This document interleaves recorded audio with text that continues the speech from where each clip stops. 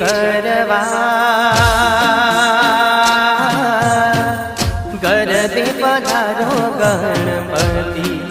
गजानंद पाटे पधारो गणपति गरवा गरबे पधारो गणपति गजानंद पाटे पधारो गणपति रिद्धि बापा रिद्धि सिद्धि ने साथे लावो गरबे पधारो गणपति गजानंद गरबे पधारो गणपति गरवा गरबे पधारो गणपति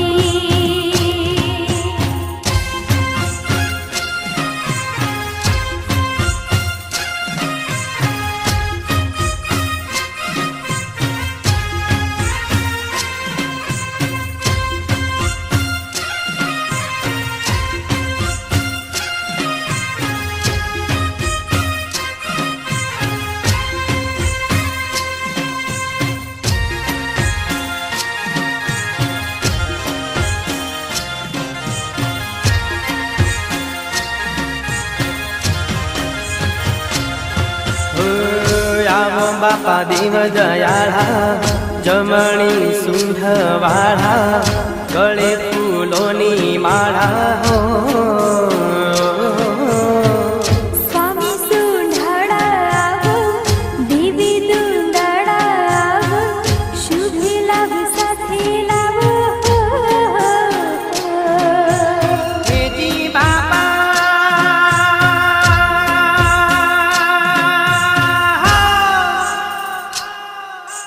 रिद्धि बापा प्रथम पूजा हो तुम्हारी गरबे पधारो गणपति गजानंद गरबे पधारो गणपति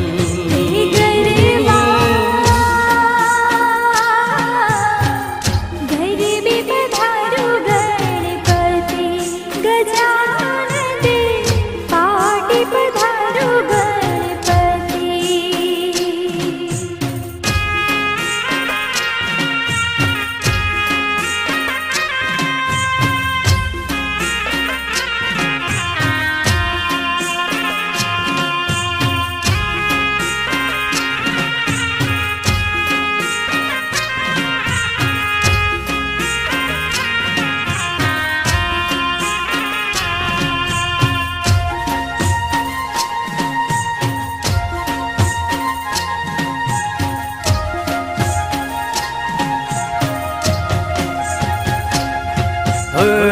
सिद्धि विनायक दादा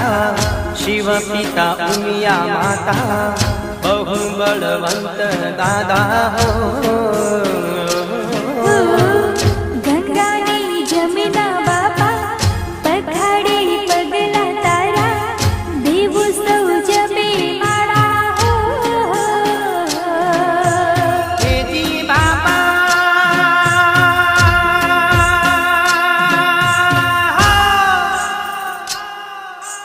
रिद्धि बापा आओ रे एक दंतवाळा गरबा गरबे पधारो गजानंद गणपति गरबे पधारो